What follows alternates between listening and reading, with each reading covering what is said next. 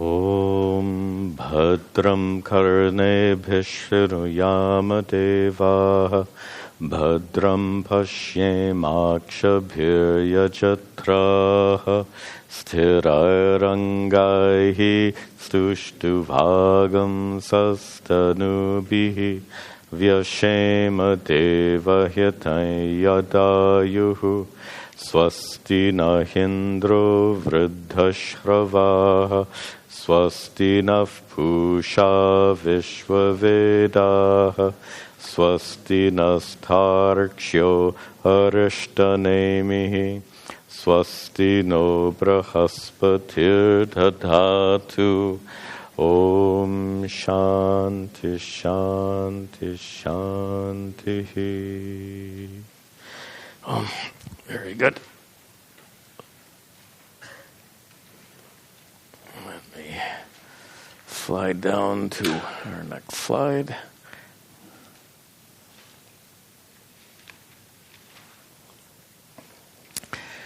Very good. We'll continue our study of Kaivalya in just 2, 4, 6, 16, 18, 20, 22, 24, 16, 8, 30.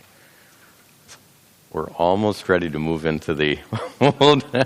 I'm hoping our class becomes just a little bit smaller, and we'll fit in the old hall. In the meanwhile, as I said, since we're a small group in this hall, my request is please sit up front, and also I shouldn't need to say cell phones should be turned off. And if you come late for the meditation, please wait outside until the meditation is over before entering so you don't disturb others. Okay, so we're going to continue. We've had an interesting sequence of verses on Brahmopasana. First, Nirguna Brahmopasana, then Saguna Brahmopasana, and then one more we're going to see today. These form a sequence. And I'd like to just look at the sequence briefly before we return to the text. So first there was a verse introducing meditation in general. It told you how to sit, how to close your eyes and focus your attention. After that, the first thing introduced, well, we can even include that. So there was a verse of preparation.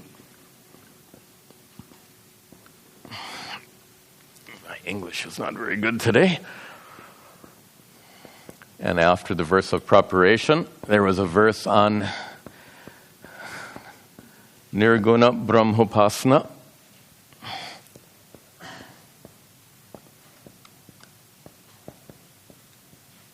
Then a verse on Saguna Brahma Upasana. And we're going to see a little later is Omkara Upasana. Meditation on Om. Looking at the second, third, and fourth categories here, you can probably see a progression. Nirguna Brahmopasana, obviously the highest form of Upasana on Brahman, without form, without attribute, without characteristics of any kind. That's the ultimate essence of what Brahman is, without anything superimposed on Brahman. And the fact of the matter is very few people can relate adequately for Nirguna Brahmopasana, which is why the next verse, which was the last one we saw in our prior class, introduced Saguna Brahmopasana. The idea is, if you can't meditate on Nirguna Brahman, then meditate on Saguna Brahman. By the way, there's a sequence in Bhagavad Gita chapter 12 where Sri Krishna says, meditate on me like this. I'll just paraphrase it. It's two verses. And it goes something like this. Meditate on me like this. And if you can't do that, then meditate like that. And if you can't do that, then why don't you try this? And if none of the above works, then try this. He gives 4 options in a 2-verse sequence in chapter 12. This shows one of the most fundamental traits of the Hindu tradition, and that's adhikari bheda, recognizing the bheda or difference between individuals. You've probably heard me comment before that most religious traditions appear to be more like one size fits all. One practice, one set of doctrines meant for everyone. Here we have a tradition that recognizes individual differences are very important, in fact crucial. And then we have a tradition that then prescribes different practices for different people according to their preparedness, adhikaritva. So, in the sequence of verses in chapter 12 of the Bhagavad Gita, we see that, and we're seeing that now in this text. So having introduced Nirguna Brahmopasana in, I think, verse 7 or 6, then we had the next verse introducing Saguna Brahmopasana. Basically, it was on Lord Shiva. This happens to be a Shaiva Upanishad, an Upanishad focused on Lord Shiva. So therefore, Lord Shiva was introduced as the subject matter for Saguna Brahmopasana. Shiva is Saguna Brahman. In fact, we're going to see it in this verse, not just Shiva, but Brahma, Vishnu, etc. They're all aspects of Saguna Brahman. We'll talk a little further about Saguna Brahman in just a few moments. But then, even that's difficult for many people, to focus your attention on the God of the universe. Big. Sometimes it's hard to get our minds around such a theme as vast as the creator, sustainer, and destroyer of the cosmos. Big. So suppose you're unable to do that. If you're unable to do Nirguna Brahmopasana, and if you're unable to do Saguna Brahmopasana, we're going to see perhaps at the end of this class that there's yet one more form of upasana that can be practiced. Omkara Upasana, meditation on the sound Om, and forming the same kind of progression. Again, accommodating all seekers, not expecting everyone to come up to the same standard or bar. This is a very significant aspect of the tradition. I just wanted to bring that to your attention before we return to our texts. So, let's see. Yes, it was verse 6 that introduced Nirguna Brahma Upasana. Verse 5 was on preparation. 6 was Nirguna Brahman. Verse 7, Saguna Brahman. Saguna. And just to reflect on the language here, Nirguna Brahman in verse 6 described as Virajam, Vishuddham, pure. Vishadam, clear. Vishokam, free from sorrow. Achintyam, unimaginable. Avyaktam, unmanifest. A lot of negative language appropriately to describe Nirguna Brahman, primarily described in terms of absence of qualities and traits and attributes. Neti, not this, not this. And then that contrasted dramatically with the description of Saguna Brahman in verse 7, which described Parameshwaram Prabhum, the Supreme Lord, who is Trilochanam, 3 eyes, Nilakantam, blue throat. Who are we talking about here? 3 eyes and blue throat. You don't need any other help to know that we're talking about Lord Shiva.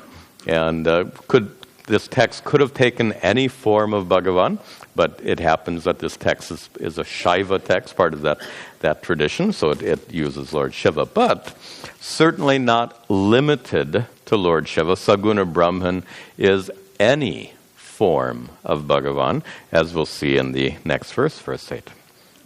Sa Brahma sa Shiva Sendraha, sa Brahma sa Shiva Sendraha, Sokshara Paramaswarat, Sokshara Paramaswarat, Saheva Vishnu Sapranaha, Saheva Vishnu Sapranaha, Sakhalogni Sachandramaha, Sakhalogni Sachandramaha. Saha, that one, that Saguna Brahman. Saguna literally means the one with attributes, with qualities, with characteristics, such as blue throat and 3 eyes, etc. Saha, that Nirguna Brahman, is that Saguna Brahman is Brahma. Brahmaji, the source, the creator of the universe. Saha Shivaha, that one is Shiva. We translate as destroyer. It's really an inadequate translation. Upasamhara Karta is the correct Sanskrit term. It's the one unto whom the universe returns at the end of time.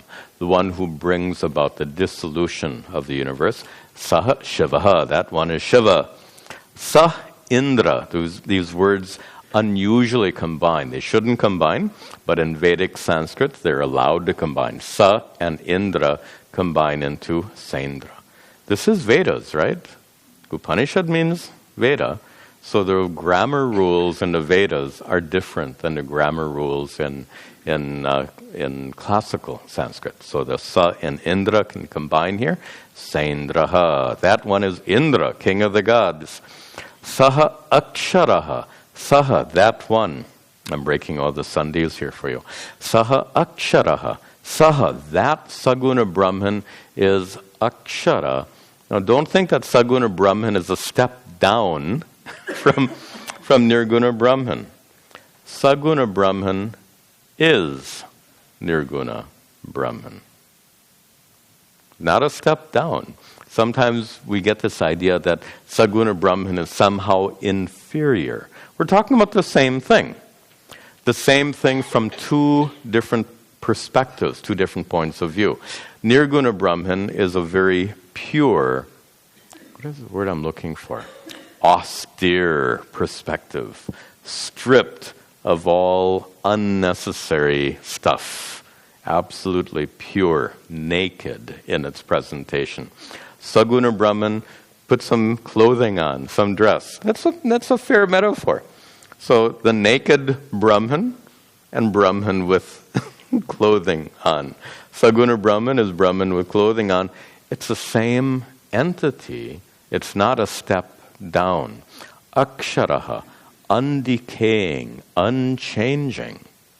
So don't think that meditating on Saguna Brahman means you're meditating on something inferior. You're meditating on the same reality, just two different perspectives. Sa Aksharaha, that one is undecaying, unchanging.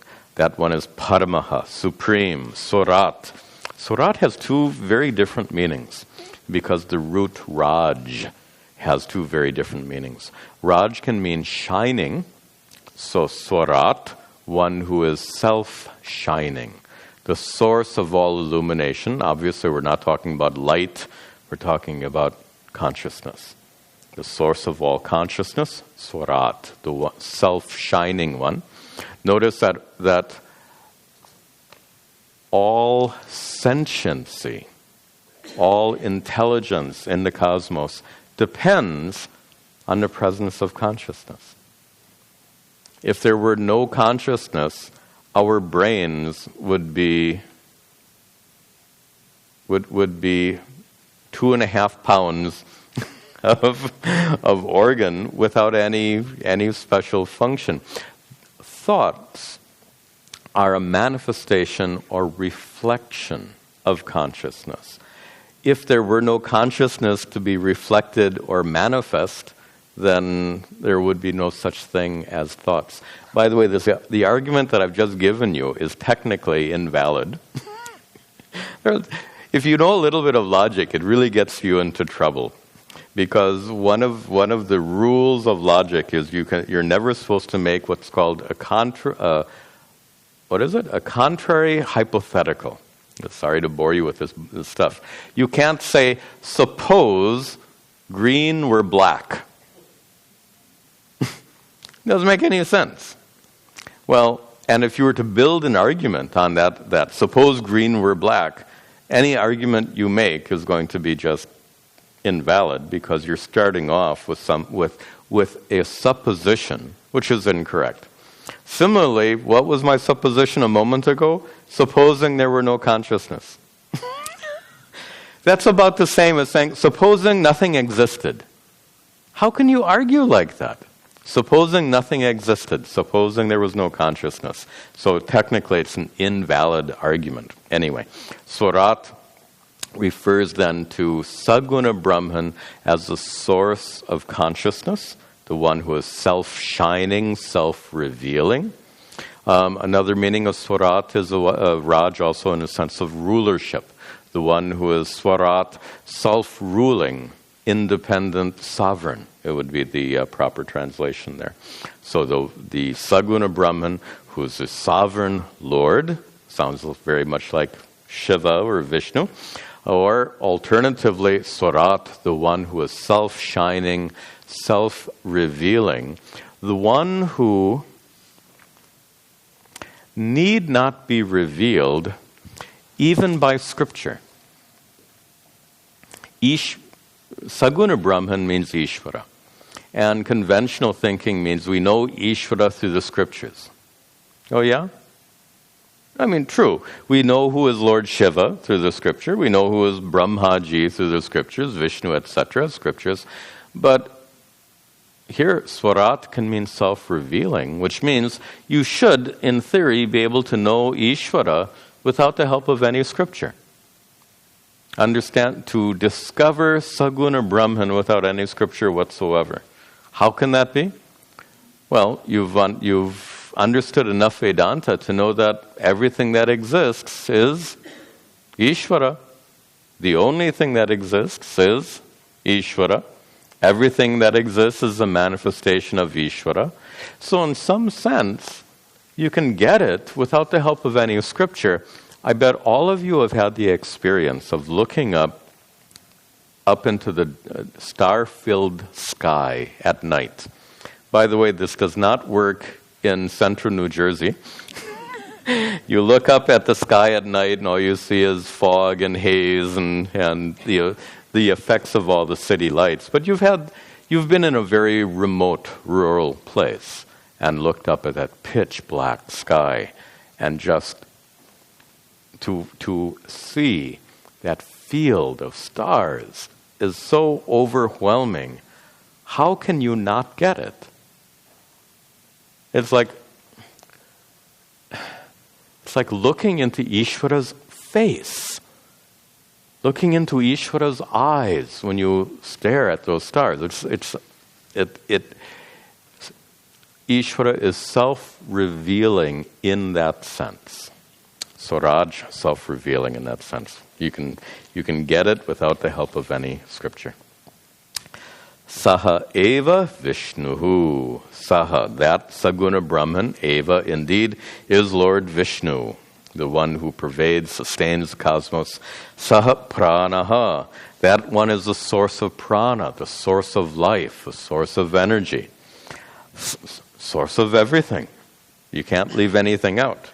Saha kalaha. That one is time. Time itself. When we think about the universe, there are very few things which are so universal as space, matter, energy, and time. These four. Matter and energy, from a modern scientific standpoint, matter and energy, space and time. What could be more fundamental about our universe than these four? Saha kalaha.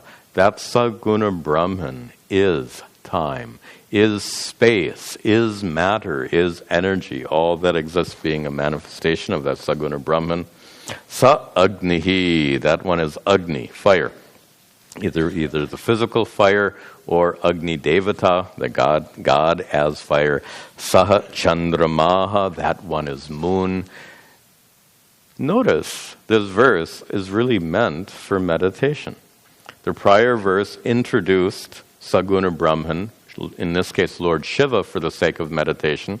But maybe Lord Shiva is not your chosen form of God. In fact, we can add to our list up here. So Saguna Brahman was first introduced as Lord Shiva. But suppose you're not inclined to meditate on Lord Shiva. No problem. You can meditate on Lord Brahma. Suppose you're not inclined to meditate on Lord Brahma. Okay. How about Indra? We just go through this list. So suppose Indra doesn't work for you. How about the Paramaswarat? Just Ishvara. Not a particular form, but Ishvara in general. Suppose that doesn't work for you. Okay, then you can Vishnu. I'll stop here. But you get the idea. We're back to that principle of adhikari bheda. Allowing individuals to find what is meaningful for them and incorporate it into their practice. And even better said, adhikari bheda, giving us teachings that we can relate to, that are within our grasp. So we see then a whole shopping list of possibilities for your saguna brahmopasana. You can meditate on God in the form of time, meditate on God in the form of Agni, in the form of Chandrama, moon. You have that freedom. All right. And continuing on our topic of Saguna Brahman. What is that Saguna Brahman? Described here. Saheva sarvam yadbhutam, saheva sarvam yadbhucha, yatcha bhavyam sanatanam, yatcha bhavyam Jnatva tam mrityumatyeti, jnatva tam mrityumatyeti, nanya pantha vimuktaye, nanya pantha vimuktaye. Saha eva sarvam. Saha. That Saguna Brahma, eva, indeed, is sarvam. Everything. All there is.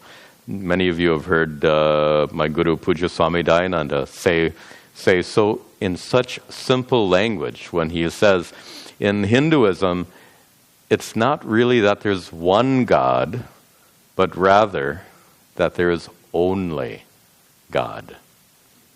Brilliant. Simple, but brilliant, and that's exactly what's being stated right here. Saha eva sarvam. That Saguna Brahman is everything. Everything is that Saguna Brahman.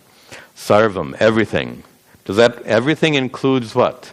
Yat bhutam, everything that is. Well, first of all, sarvam, everything that is.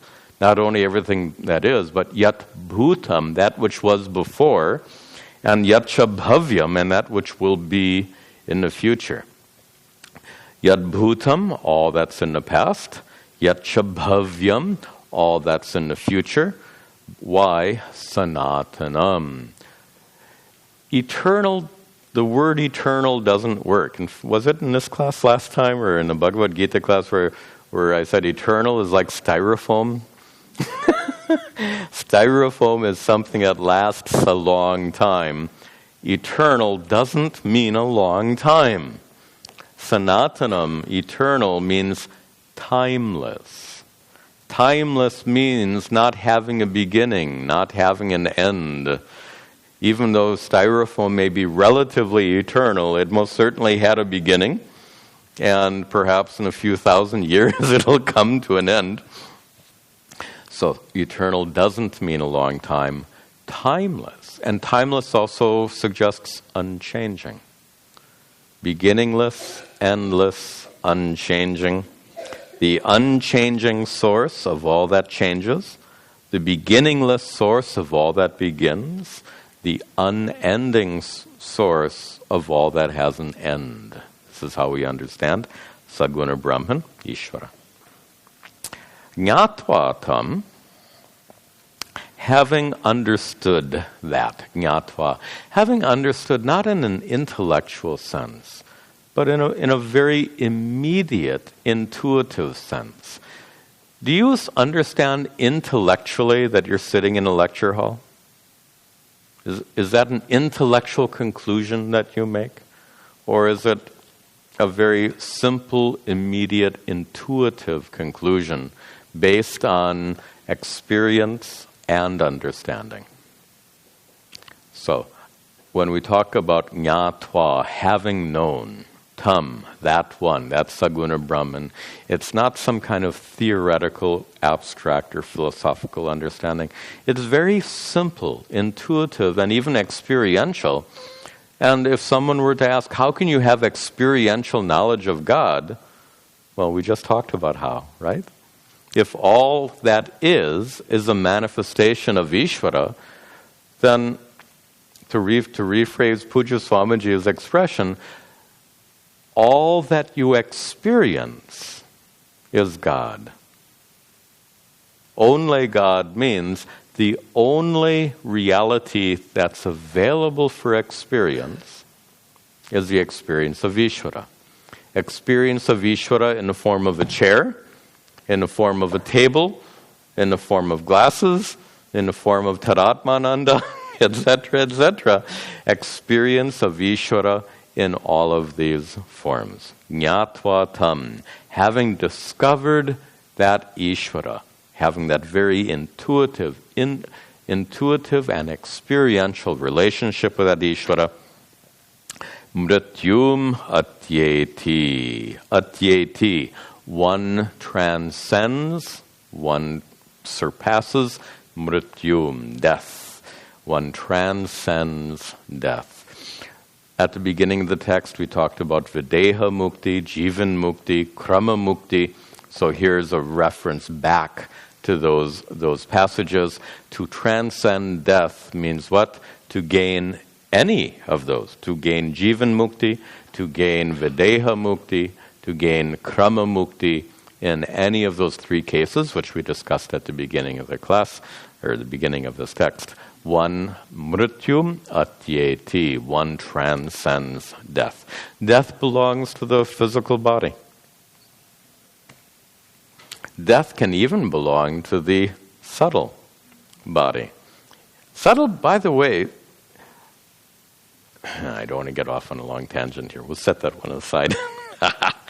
Mrityum atyeti, one transcends death. Because it's really not in keeping with our topic. Our topic is Saguna Brahman. Jnatva tam, having discovered that Saguna Brahman, mrityum atyeti, one transcends death, na anyaha panta. There is not anyaha, another, panta, path. There is no other path, vimuktaye, for freedom from death. There is no other path for freedom from death. Now, when you see these expressions, there is no other way. Does that set off any warning bells in your head? It does for me. Because when somebody says, this is the only way, and it could be anything. I mean, don't think only religion. Obviously, the person holding on to the Bible, they'll say this is the only way.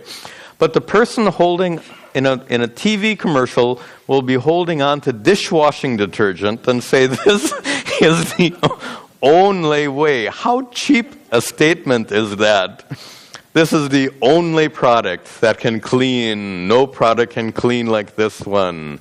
It sounds like empty salesmanship, these kinds of expressions, whether it's in a religious context or a worldly context. There is no other way. So does this statement also come into the same category? There's no other way.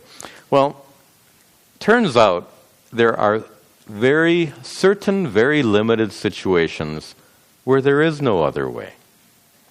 For example, to see me seated here, other than eyesight, what other way is there to see me seated here?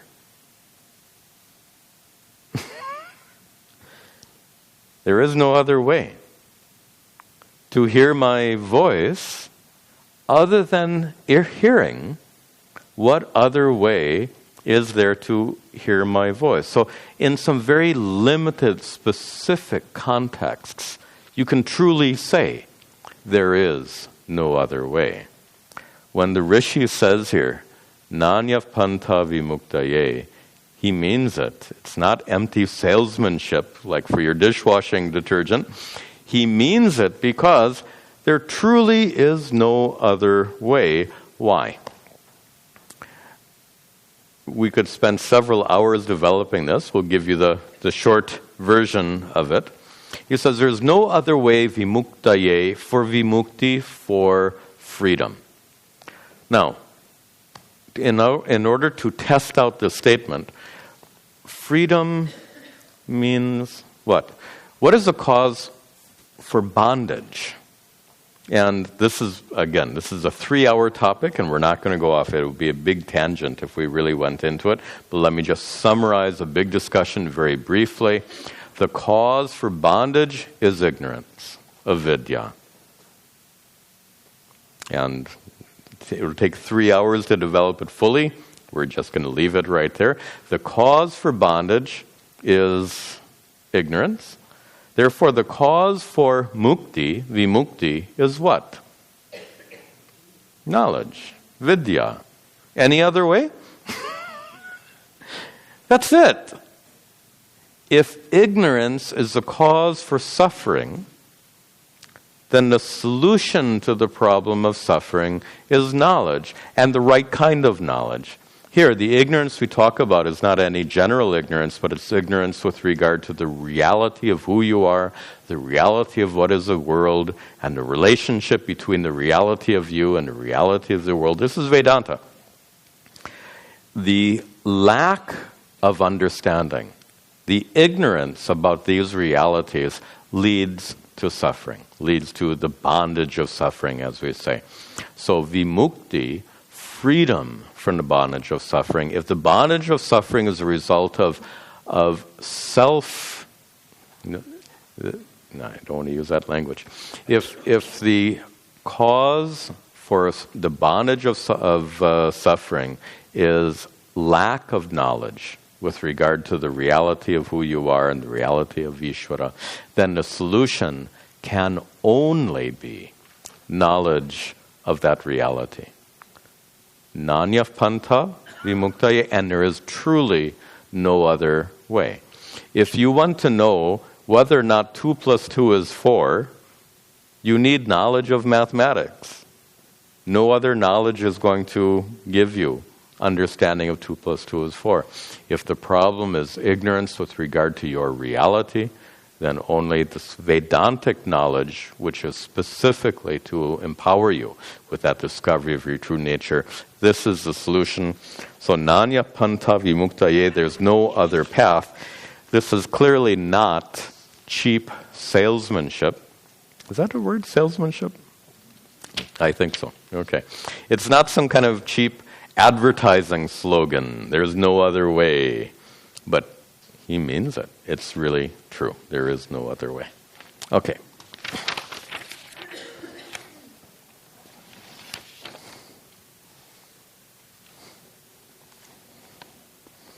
Oops. Verse 10. Sarva bhutastam atmanam, sarva bhutastam atma, sarva bhutani chatmani, sarva bhutani chat, sampashyan brahma paramam, sampashyan brahma paramam, yati nanyena hetuna, yani nanyena hetuna. Sound a little familiar, the first 2 lines? Sarva bhutastam atmanam, sarva bhutani, sarva... Yeah. Sounds like Bhagavad Gita. Sounds like it occurs in chapter 6 someplace. The first 2 lines are quoted by the Bhagavad Gita in chapter 6 in a little different context.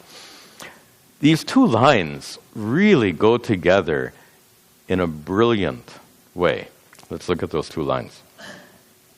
To introduce the 2 lines, look down at the 3rd line. Sampashyan. Sampashyan, seeing, having discovered, discovering what? Brahma Paramam.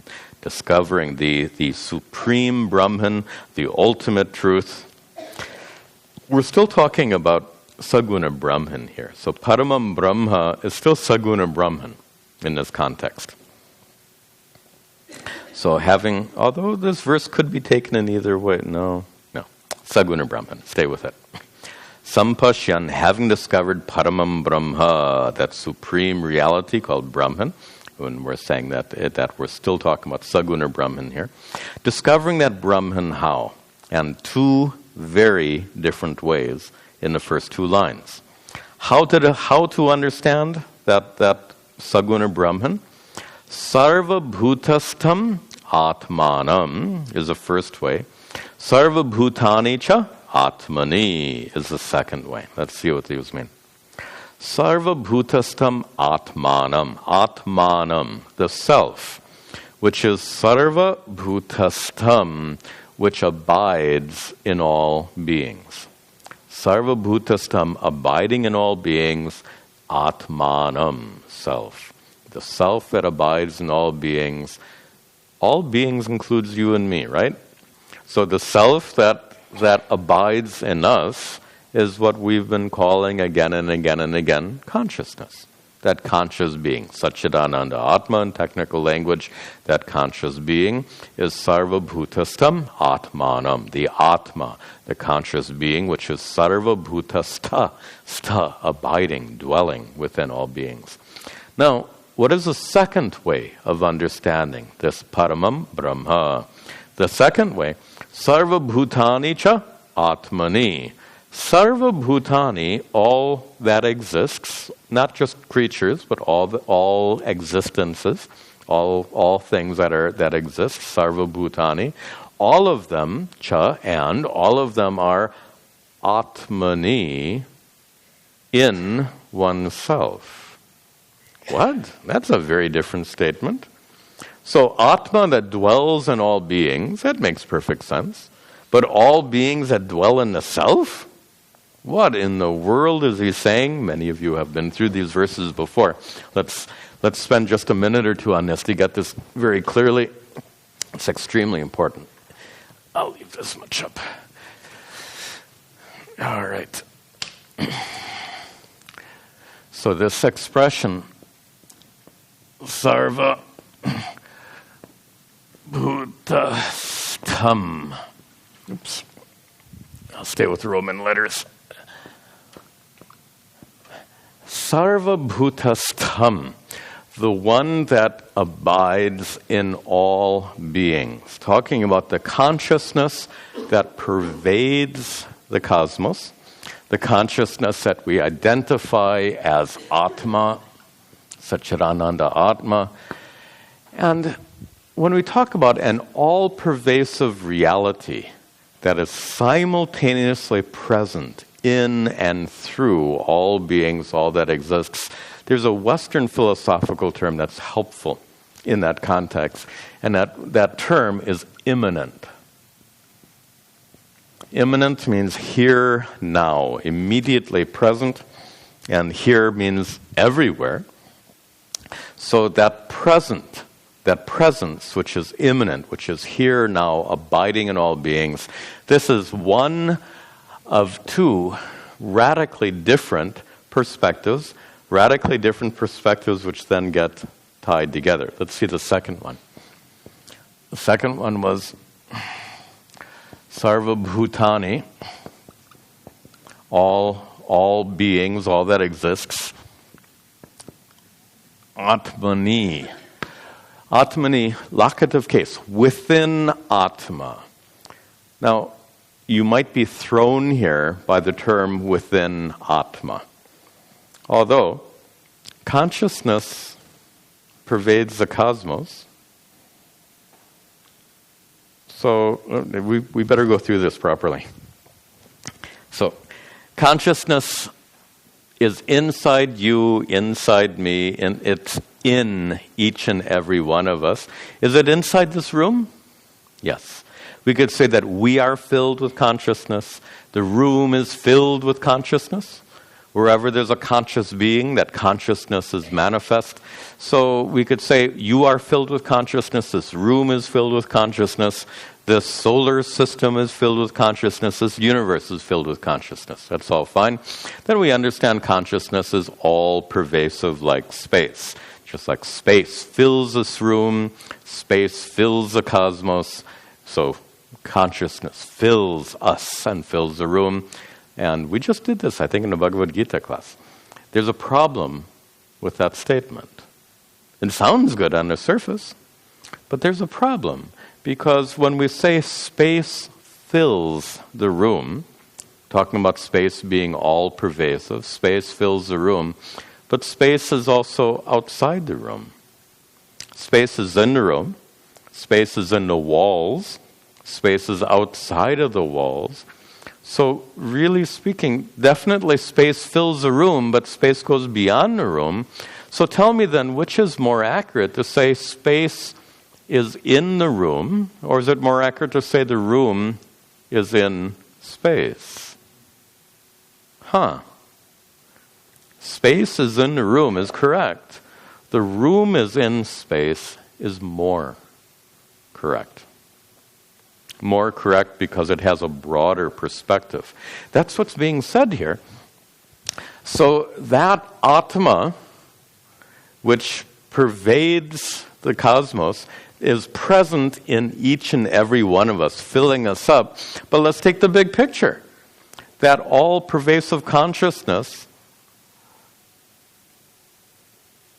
exists, and within that all-pervasive consciousness, all things exist. Just like this room is in space, we could say that the entire cosmos, with all that exists within it, the entire cosmos is within this consciousness, which is what Atmani means, within that Atma.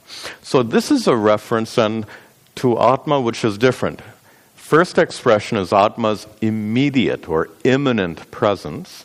Second expression is an expression of Atma's vastness, Atma's transcendence, and that's the second word I'm looking for.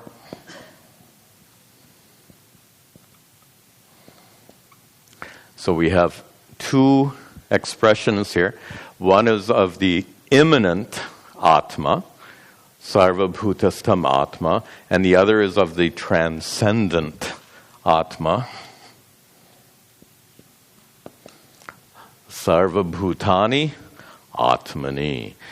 It might be helpful if the verse doesn't say this, but if we were to, you're not supposed to rewrite scripture.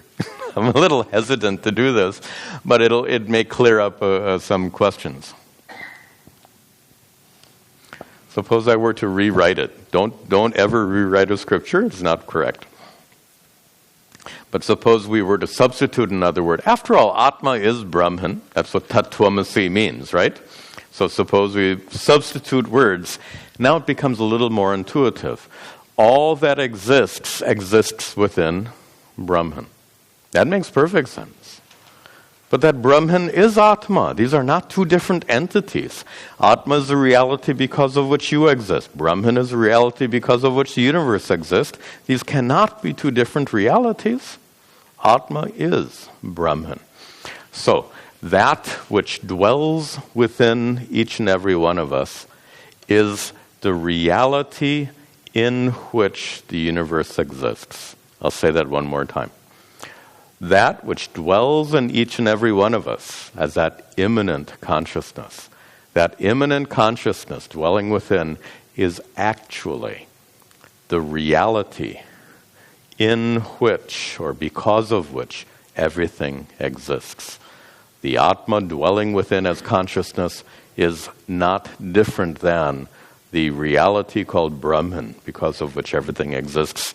This is an expression of the Mahavakya. The first two lines of this verse form a Mahavakya, revealing that the truth of the individual is identical to the truth of the whole. Any statement that reveals that identity is really a Mahavakya. That's the definition of Mahavakya. Mahavakya means what? A really long Vakya? Maha means big. Tattvamasi is not big. Should we call it an Alpavakya? So Mahavakya is a technical term. Don't take it so literally.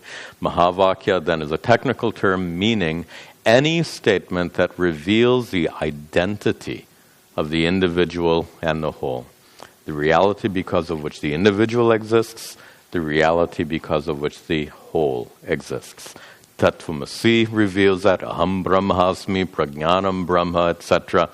And these first two lines, sarvabhutani, sarvabhutastam sarvabhutani chatmani, form a mahavakya. All right. Sampashyan, having discovered both perspectives, having discovered sampashyan paramam brahma, having discovered this ultimate reality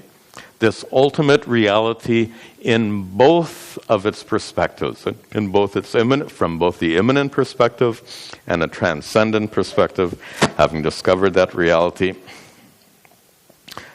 Actually, that Paramam Brahma goes the other way. So having discovered these two, having discovered the immanent reality and having discovered the transcendent reality, then what? Yati, one reaches what? Paramam Brahma. So Paramam Brahma have to go to Yati. Paramam Brahma do not get connected to Sampashyan, as I mistranslated a moment ago. So, Yati, one reaches Paramam Brahma, that ultimate reality. Na anyena hetuna. Here's our sales pitch again. Na, there is not anyena, by another way, hetuna, another reason, another means. There is no other way to get it. So, is this another more sales pitch? Our product is the best. Vedantic knowledge is the most powerful knowledge. This is all nonsense. This, again, is a statement of fact. To reach Paramam Brahma, to reach the ultimate truth is clearly expressed by these two statements.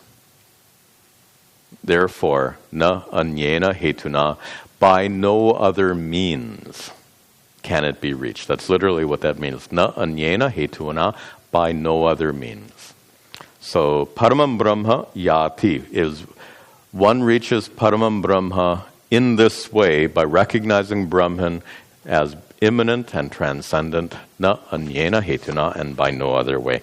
It's a statement of fact, as we discussed before. Okay, we'll see just one more verse, which will finish off the subject matter. Subject matter, of course, is meditation. And so we started off, verse 5, preparation. Verse 6 was Nirguna Brahman. Then we've seen a sequence of verses talking about Saguna Brahman. And we said, if you don't have preparation, you're not even going to get started. But if you are fully prepared, then you're qualified for Nirguna Brahman. You can be successful in Nirguna Brahman. If you're not so prepared, maybe you can perform Saguna Brahman. Suppose you're not even that well prepared. We have this language, adhikari, in Vedantic usage, means a prepared person, a prepared student. I know adhikari is used in other ways in vernacular languages. So our Vedantic usage of adhikari means a prepared student. There's one who can be called an uttama adhikari, an ultimately qualified prepared student, one who is utterly prepared. So that uttama adhikari, who is absolutely prepared, is definitely qualified for Nirguna Brahman. What about one notch down? Madhyama adhikari. Madhyama means in the middle. So Madhyama adhikari, one with middle level of preparation, may not be able to manage Nirguna Brahma upasana, but that person, that Madhyama adhikari, may indeed be able to manage Saguna Brahma upasana. But the reality is, the vast majority of us, including me, are Manda adhikari, lacking, kind of weak in preparation, needing lots of remedial work, as it said. And there is an option for them. So a Manda adhikari, the one who has minimal preparation, minimal preparedness, doesn't mean that person is hopeless. It means you start at the beginning. Just like in school. In college, you take some placement exams, right? To see what you're going to study. And if you score very highly on the placement exams, maybe you get to start on a very advanced course. If you score in the middle on those placement exams, maybe you start in the middle. But if you score low, you've already been admitted into the school. And if you score low on a placement exam, it doesn't mean they're going to throw you out of school. You're already admitted. It just means you start on the 101 course. Vedanta 101. In this case, Upasana 101. Meditation 101, which is being described here in verse 11. Verse 12. No? What verse? Yeah, 11. All right. See that?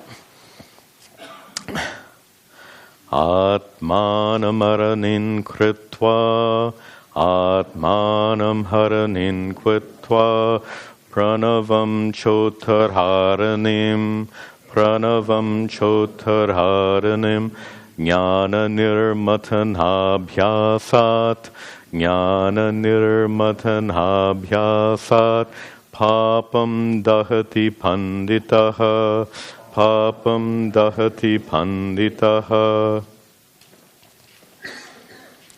Atmanam aranin kritva, Pranavam cha Uttararanim. These are pretty obscure terms. What in the world is an arani? It says, Atmanam, oneself, aranim kritva, making yourself into an arani, imagining yourself as an arani. Pranavam is a name for Om. Pranavam cha uttara aranim, imagining Om as the uttara arani. Well, we better know what is arani. It's a reference to the sticks that were used to kindle fire for homa, for yajna, heaven. And there were two sticks, and the way it worked, kind of fun. I've never done this. I would like to do this one day. There is the lower arani. Here is the upper arani. And the way it worked is there is rope around this, and that rope is connected to a bow, or even just by hand. Just like you churn, like churning butter. Here you're churning the stick, and you put some little stuff in here, some cotton, some leaves, some tinder, I guess they call it, and you spin that stick back and forth. You know, we're so used to nowadays, or better yet, click these lighters. You know, it wasn't that long ago that if you wanted to start a fire, this is what you had.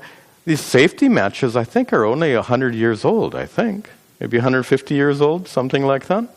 So 200 years ago, what would you do? All right. This is the lower arani. This stick is the upper arani.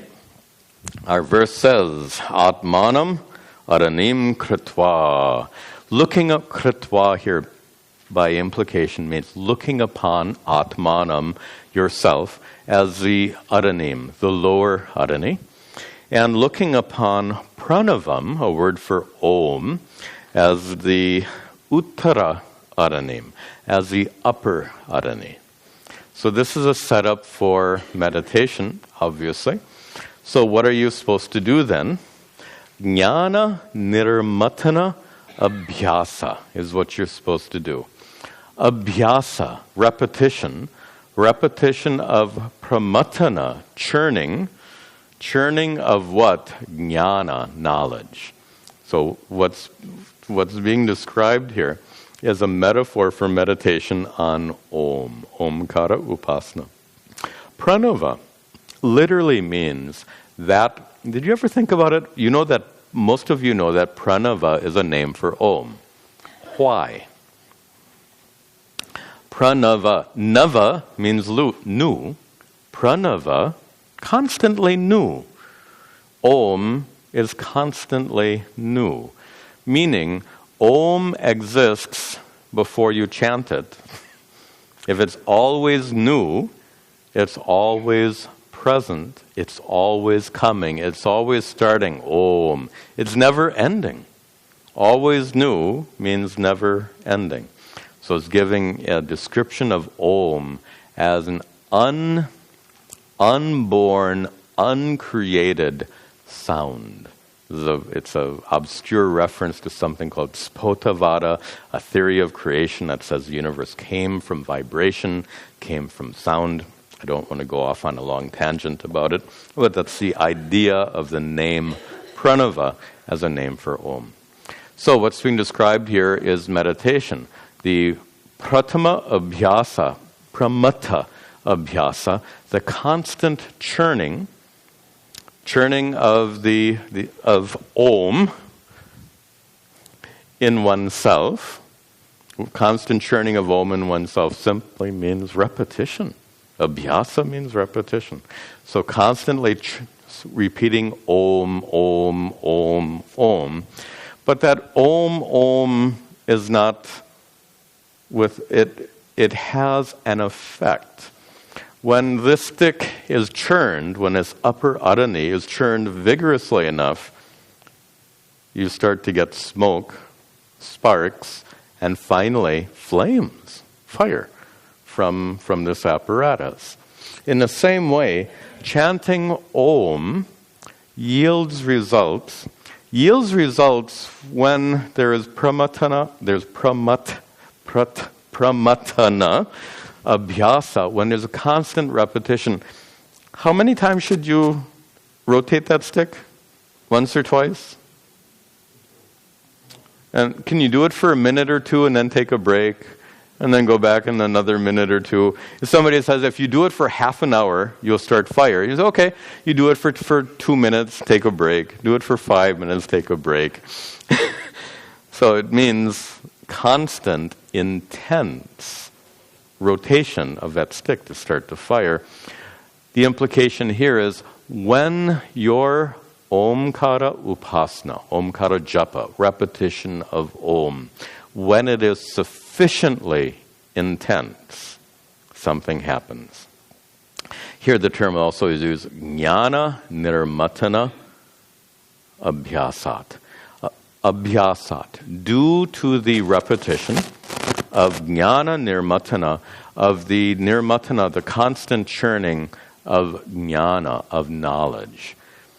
The term jnana could simply refer to Om itself, or it takes on a little further meaning.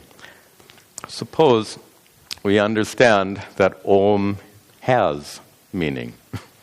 It's not just a sound, it's a sound with meaning.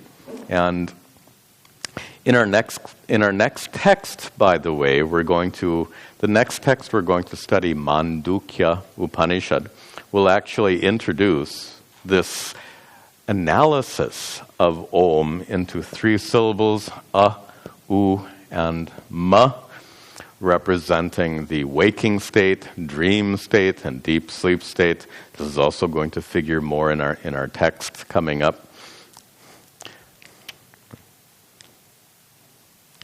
I'm just pausing this because there's a lot. This is actually a bigger verse than I thought it would be. There's quite a bit more I would like to share with you. At this time, to get into a really heavy and new topic, I think would not be helpful. Why don't we leave it here for tonight? We've understood what is the upper adani and lower adani, so you get the basic idea. But there's some subtleties in what's going on here. And even the fact that Om can be used for Saguna Brahmopasana and Nirguna Brahmopasana with Om. How? So Om is fairly central. Om can be used for japa. Om, by a certain interpretation of the syllables, Om can be used by Saguna Brahman. Om can be used for Saguna Brahmopasana. And then, with the addition of a little trick, which I'll describe in the next class, Om can even be used for Nirguna Brahmopasana. There's really quite a bit to be discussed here, and it would be a big disservice to this verse if we were just to plunge ahead. So I think we will conclude our class here. I think with the holiday schedule, we'll have no problem meeting as normal. So our classes will continue.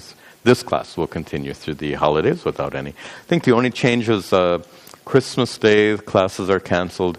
And on New Year's Day, we have our big celebration. I think you all know, so please come and join us on New Year's Day. We'll conclude with our prayers. Om Sarve Bhavantu Sukhinaha Sarve Santu Niramayaha Sarve Bhadrani Pashyantu Ma Kaschid Dukkha Bhag Bhavet Asato Ma Satgamaya Tamaso Ma Jyotirgamaya Mrityorma Amritangamaya Om Shanti Shanti Shanti Om Tat Sat.